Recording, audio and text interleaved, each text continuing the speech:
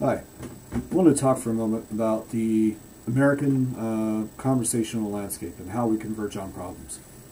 We have been so segregated into our different communities and balkanized into these false binary categories of us versus them. And there are ways to traverse these differences and understand that most people are actually decent human beings that often stand on the same moral terrain, share common concern, and simply speak different languages and have different ways of looking at the world. Liberals and conservatives often have different views, different social and moral axes of what they care about, and even different brain wiring. But at the end of the day, we tend to share more in common than we realize. And we often want things like justice, fairness, and compassion, and avoiding harm, and bringing about human well-being across our plethora of issues. Most people are willing to have a conversation if they see what they have in common and they're able to humanize one another. And the vicious cycle of divide and conquer, the way we've been polarized, and the ascendancy of dogmatism in our conversations, has hijacked the very ability to arrive at answers, not just among each other, but within our own process of reasoning.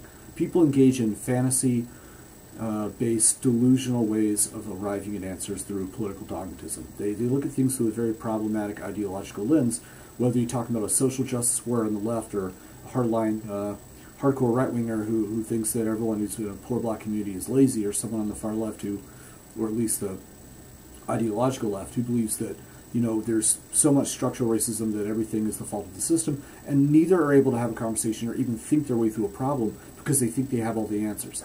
This kind of rigid ideology is a virus. It is a viral way of keeping us from engaging in something called free thought. And free thought and the scientific way of thinking is what brought us out of the caves and into the Apollo capsules and has taken us to Mars.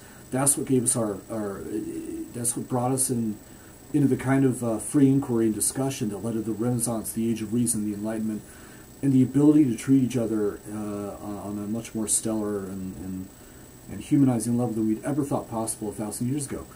And it is scientific thinking and free thought that allows us to do everything from curing polio to understanding the roots of social problems by being willing to ask the right questions and being willing to change our mind and refine our views and engage in an evidence-based approach.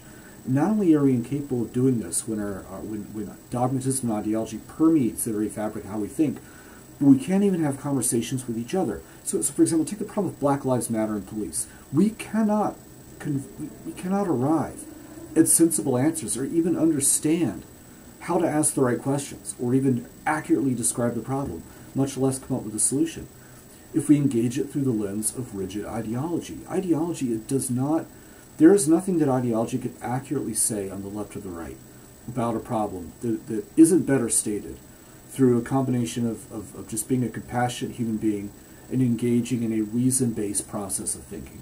Show me one issue. Let's make this the Gracie Challenge for free thought. Let's pit ideology against science. Call it the Reason Challenge. It's a project I'm working to build over social media and across universities.